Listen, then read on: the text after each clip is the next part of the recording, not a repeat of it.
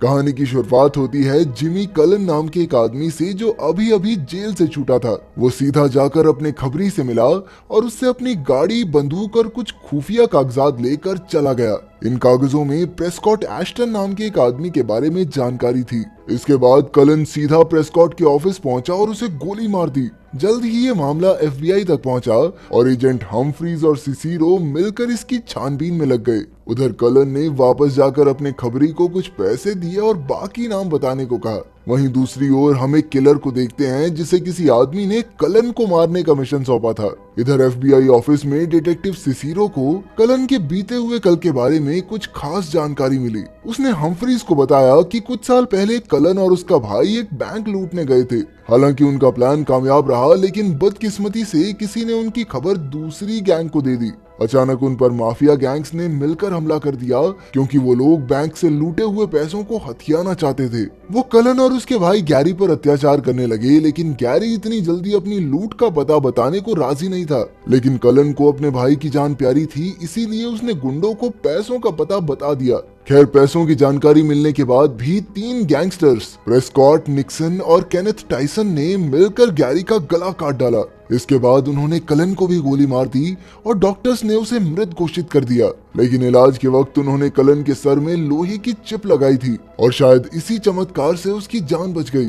सिसिरो का मानना था कि अब कलन बाकी गैंगस्टर्स से अपने भाई की मौत का बदला लेने आया है। इसी दौरान कलन अपने दूसरे टारगेट केनेथ टाइसन के पास पहुंच गया। केनेथ उस वक्त एक लड़की का अपहरण करके उससे जबरदस्ती करने की कोशिश कर रहा था, लेकिन कलन ने आते ही उसके सर में गोली मार दी। इधर किलर भी उसका पीछा करते हुए यहाँ तक आ गया था। जैसे ही कलन वहाँ से निकला तो किलर ने उसे मारने के लिए उस पर हमला कर दिया। अचानक दोनों तरफ से जमकर गोलीबारी होने लगी और आखिरकार कलन किसी तरह वहाँ से बच निकला। उधर डिटेक्टिव हम्फ्रीज अपनी गर्लफ्रेंड से मिलने आया। उसकी गर्लफ्रेंड बहुत गुस्से में थी क्योंकि हम्फ्रीज अपने बेटे को समय ही नहीं दे पाता था। खैर, फिर हम्फ्रीज अपने बेटे को स्कूल छोड़ने निकल गया।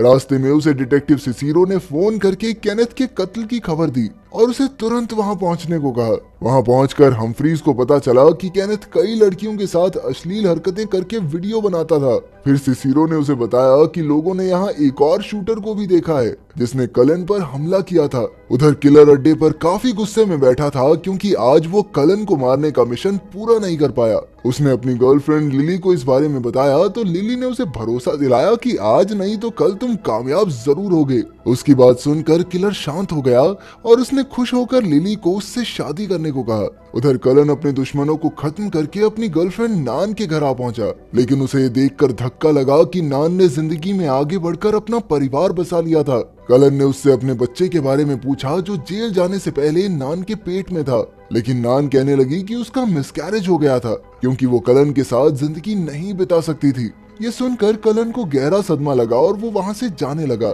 लेकिन पीछे से नान ने कहा कि वो उसके साथ है। वो चाहती थी कि कलन अपने भाई की मौत का बदला जरूर ले। वहीं दूसरी ओर किलर ने लिली से शादी कर ली और दोनों जश्न मनाने निकल गए। तब किलर ने उसे अपने दिल की बात बताते हुए कहा कि वो जुर्म की दुनिया छोड़कर एक आम जिंदगी बिताना चाहता है। उधर कलन अपने अगले दुश्मन निक्सॉन को मारने की तैयारी में जुट गया। उसने निक्सॉन को एक क्लब में जाते हुए देखा और उसे याद आया कि कैसे निक्सॉन ने उसके भाई का गला रेत कर उसकी हत्या कर दी थी।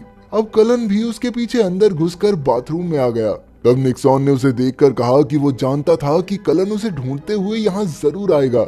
इसके बाद निक्सॉन ने गार्ड को बाहर भेज दिया और खुद कलन के साथ 2-2 हाथ करने का फैसला किया। जल्द ही दोनों में हाथापाई शुरू हो गई, लेकिन कलन ने उसके सीने में चाकू घोंप दिया और तुरंत वहां से भाग निकला।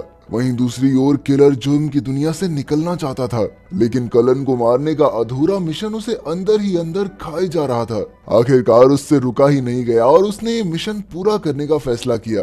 तभी लिली को इसका पता चल गया और उसने किलर को रोकने की कोशिश की, लेकिन किलर ने उसकी एक न सुनी और मिशन पर निकल गया। अगली सुबह किलर और डिटेक्टिव्स दोनों अपने काम पर निकल पड़े। हम्फ्रीज ने सिसिरो को कॉल करके कल रात हुए निक्सॉन के कत्ल के बारे में बताया। हम्फ्रीज को शक था कि इसमें कलन का हाथ है, पर सिसिरो को ऐसा नहीं लगता था।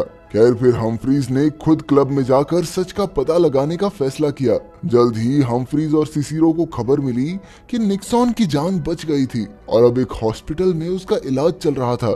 उधर जब कलन को इस बारे में पता चला तो उसे फिर याद आया कि कैसे निक्सॉन ने उसके भाई को मारा था। इसीलिए वो फिर से निक्सॉन को मारने हॉस्पिटल की ओर निकल पड़ा।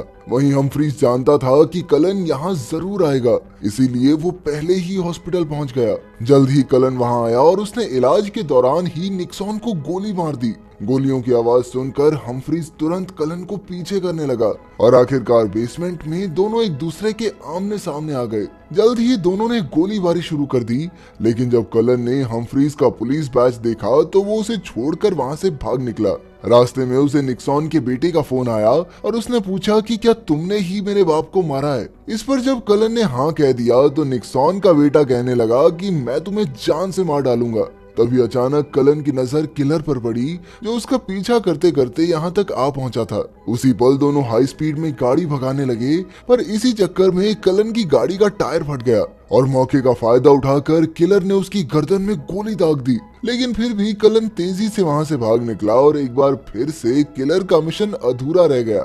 इस बार तो किलर गुस्से से तिल मिला उठा और उसने किसी भी कीमत पर कलन को मारने का फैसला किया। किलर से बचने के बाद कलन अपने घर पहुंचा और उसने अपनी ही माँ के सर पर बंदूक तान दी। उसने अपनी माँ से पूछा कि आखिर उसके पिता कहाँ हैं, क्योंकि असल में कलन को लगता था कि उसके बाप ने ही बैंक लूट वाले दिन बाकी गैंग्स को उनकी खबर दी थी। कलन के पिता ने उनसे लूट का हिस्सा मांगा था, लेकिन जब उन्होंने हिस्सा देने से मना कर दिया तो उसने अपने ही बेटों को मरवाने का प्लान बना दिया। लेकिन कलन की माँ ने कहा कि ये सच नहीं है। तब कलन ने बताया कि पहले वो इस चोरी के प्लान में अपने भाई गैरी के साथ नहीं था, लेकिन ऐन वक्त पर उसका ड्राइवर भाग गया, इसीलिए उसे ड्राइवर की जगह लेनी पड़ी। गैरी ने हमेशा उसका साथ दिया था, इसीलिए कलन भी उसकी मदद करना चाहता था, लेकिन वो कहाँ जानता था कि इसी प्लान में गैरी मारा जाएगा। इसके बाद कलन की नजर एक तस्वीर पर पड़ी और उसने मारिया को देखा, जो उस वक्त गैरी की गर्लफ्रेंड हुआ करती थी। तब उसे एहसास हुआ कि उस दिन उनके पिता ने नहीं बल्कि मारिया ने उन्हें धोखा दिया था।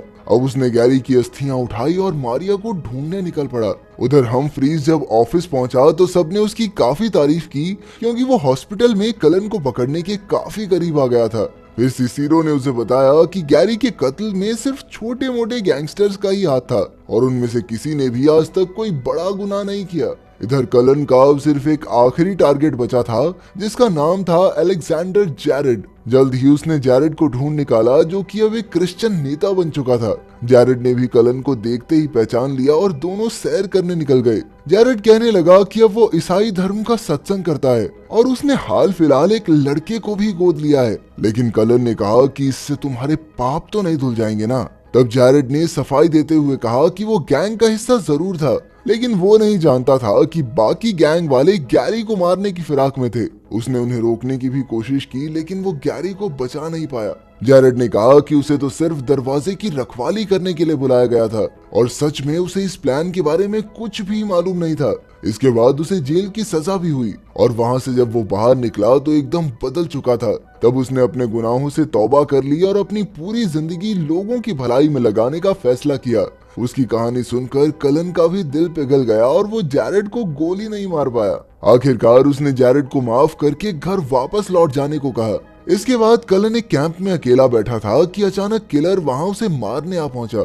उसी वक्त डिटेक्टिव हम्फ्रीज भी वहां आ गया और उसने सिसिरो को फोन करके बताया कि वो कलन को पकड़ने जा रहा है। ये सुनकर सिसिरो घबरा गई और उसने हम्फ्रीज को बाकी पुलिस वालों के आने तक इंतजार करने को कहा, लेकिन हम्फ्रीज कहने लगा कि इतना वक्त नहीं है। दूसरी ओर अंदर कलन ने अपनी लिस्ट देखी, जिसमें उन सभी लोगों के नाम थे जिनसे उसे बदला लेना था। उसने देखा कि अब सिर्फ एक नाम बाकी था और वो था उस आदमी का जिसने किलर को कलन को मारने का मिशन दिया था, लेकिन कलन नहीं जानता था कि आखिर ये है कौन। अब किलर और कलन एक दूसरे पर हमला करने ही वाले थे कि अचानक हम्फ्रीज ने वहां आकर किलर पर बंदूक तान दी। जैसे ही किलर ने अपनी बंदूक नीचे रखी तो हम्फ्रीज ने कलन को गोली मार दी और तब ये खुलासा होता है कि गैरी की मौत का आखिरी जिम्मेवार हम्फ्रीज ही था, लेकिन कलन उसके बारे में नहीं जानता था। वहीं किलर को एहसास हुआ कि हम्फ्रीज ही वो आदमी था जिसने उसे कलन को मारने का मिशन दिया था। फिर हम्फ्रीज ने बताया कि गैरी की गर्लफ्रेंड उसकी खबरी थी और उसने ही कलन और गैरी के प्लान की खबर हम्फ्रीज को दी थी। आखिरकार हम्फ्रीज ने किलर को इस मिशन के पैसे दिए, लेकिन किलर ने इससे इनकार कर दिया क्योंकि उसने काम पूरा नहीं किया था। खैर इसके बाद वो जुर्म की दुनिया हमेशा के लिए छोड़कर लिली के पास चला गया। इधर डिटेक्टिव सिसिरो हम्फ्रीज की मदद करने आ रही थी कि रास्ते में उसे एहसास हुआ कि हम्फ्रीज तो शुरुआत से कलन के बारे में सब कुछ जानता था। अब कलन को मारकर हम्फ्रीज का रास्ता एकदम साफ हो चुका था, इसीलिए उसने मारिया को फोन करके कहा कि वो घर लौट रहा है। पर तभी अचानक किसी ने पीछे से उसे गोली मार दी। ये कोई और नहीं बल्कि कलन ही था। असल में कलन के सर में लोहे की चिप लगी थी, जिस वजह से उसकी जान बच गई। जल्द ही एफबीआई की टीम वहां पहुंची और उन्हें हम्फ्रीज की लाश मिली, लेकिन सिसिरो ने हम्फ्रीज की असलियत छिपाए रखने का फैसला किया। आखिरकार कलन का बदला पूरा हो गया था, इसीलिए उसने गैरी की अस्थियां समुद्र में बहा दी और अपने रास्ते पर निकल गया।